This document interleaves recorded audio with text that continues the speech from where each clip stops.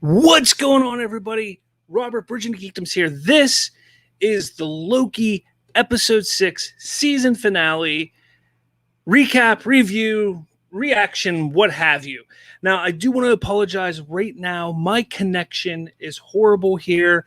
I'm having some technical difficulties, so this isn't going to be my normal production value that I have, but I'm going to do the best I can, so hopefully you just want to listen in at least, because even if my face isn't up there looking all, handsome for all you ladies out there. Oh God. Anyway, so we're going to move on here. Episode 6 review of Loki season 1. Now, it was a fantastic episode. I really, really, really enjoyed this episode. I thought they did a fantastic job on just giving us an idea of the ramifications that what has transpired here will have on the MCU as a whole. Now, Loki and Sylvie, we last saw them opening up the portal or the pathway to this castle, this building where they would find the person who has been in charge, kind of running the TVA this entire time. And that's where we start off, is right there, essentially. They get in there, and they're greeted by the clock thingy. I can't remember. Miss Minutes. There it is. Miss Minutes. I'm sorry, guys. I'm just a little frazzled from my technical difficulties I'm having right now. But anyway, Miss Minutes comes and is like, look, he's got a deal for you. Loki, you can have everything you want. Everything you've ever wanted if you just walk away now and be done with it. But they decide to push forward. They're not going to fall for these little tricks, and they push forward.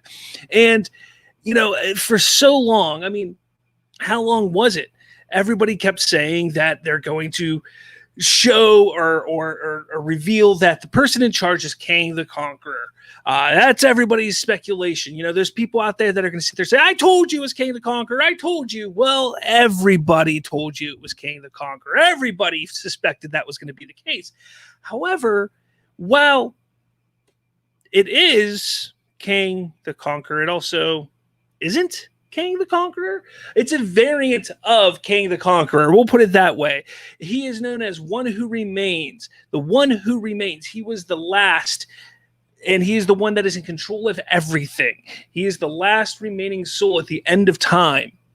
Now, this episode does a really good job in giving us a recap of everything that happened prior to this episode. And it kind of just dives in and gives us a just a recap. Yeah. It's a recap of everything, just explaining how everything has been and how it has come to be, and how there was a multiverse war that took place and was going on, and that there was somebody who created the TVA, and the One Who Remains is the one who did that. He explains how there was different variants of himself who discovered this multiverse, and they started coming in contact with each other, and they became friends, but then they wanted to conquer, and there was a big war. And this specific one is the one that came out victorious, defeating all of them, creating one singular timeline,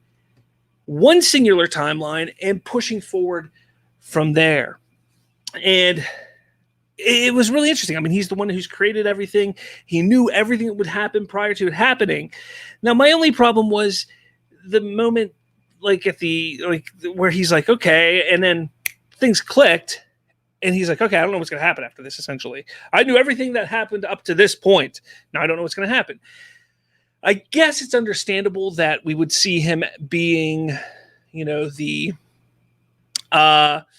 once you get to a certain point, he's not going to know what happens. But that just seemed like a cop-out to me, like a little bit of a cheat in a way, because I really felt that he should have known everything that was going to happen in some form or fashion. But again, unfortunately, he did not. Now, what does that mean going forward? Well, these two here, Loki and Sylvie, kind of got into it because he's like, look, you can kill me. The One Who Remains is like, look, you can kill me. You kill me, You guys become the ruler of the timeline, but here's the kicker. The multiverse is going to go out of whack if you don't do it, or if you do this. And Loki, he's like, I want to really look into this. I want to know what we're getting ourselves into, where Sylvie's just going for the kill. She just wants to kill the man who put her through all this torture and pain her entire life, how she's not able to trust anybody. Whereas Loki, he's doing everything he can to be a better person, not betray the ones he loves, so he has somebody in his life for the rest of his life. So they begin to butt heads over that, Sylvie and Loki, and they have a little fight, and it comes down, they actually do have a moment where they kiss, which I'm sure a lot of people were excited about, some probably weren't, but at that moment, Sylvie kicks Loki through a portal back to the TVA, closes the portal, and then lunges her blade through the one who remains, thus killing who's to be King the Conqueror, and essentially putting her in charge of everything. Now, to me, that seems a little crazy that they went this route, because I honestly didn't think they were going to go that way, but they did.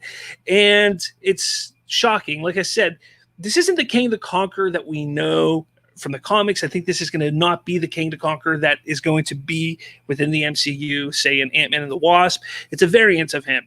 But it was a nice little introduction to who he is. He stole the show. He is a fantastic actor. If you haven't checked out, what's it called on HBO Max?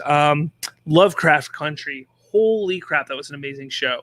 But yet again, here he sits, here he stands.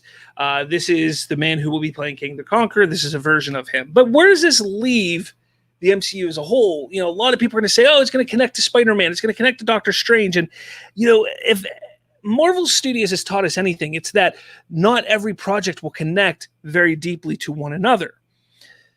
And what I mean is that I don't expect the ramifications or what happened here in Loki to have any effect on Spider-Man or Doctor Strange.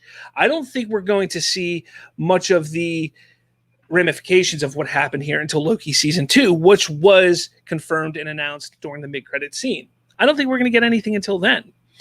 Now, Spider-Man will have some multiverse play. Doctor Strange is called Into the Multiverse of Madness. We'll have multiverse play as well.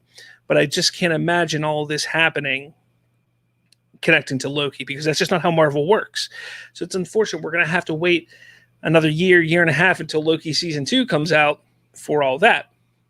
But let me know your thoughts, everyone. I want to know what you think. What did you think of episode 6? What do you think of the season as a whole for Loki? Is it better than WandaVision and Falcon and the Winter Soldier? Are you excited about a season 2? I want to know all that. And make sure you hit that like button and subscribe. I apologize. This isn't, like I said, this is not my typical production value for it. I'm doing the best I can with what I can right now. My system's just, I just can't do it right now, guys. It's just, but hopefully it gets fixed within the next couple of weeks. But with all that said, guys, let me know what are your thoughts down in the comments below. And with all that said, everyone, I'll talk to all of you later.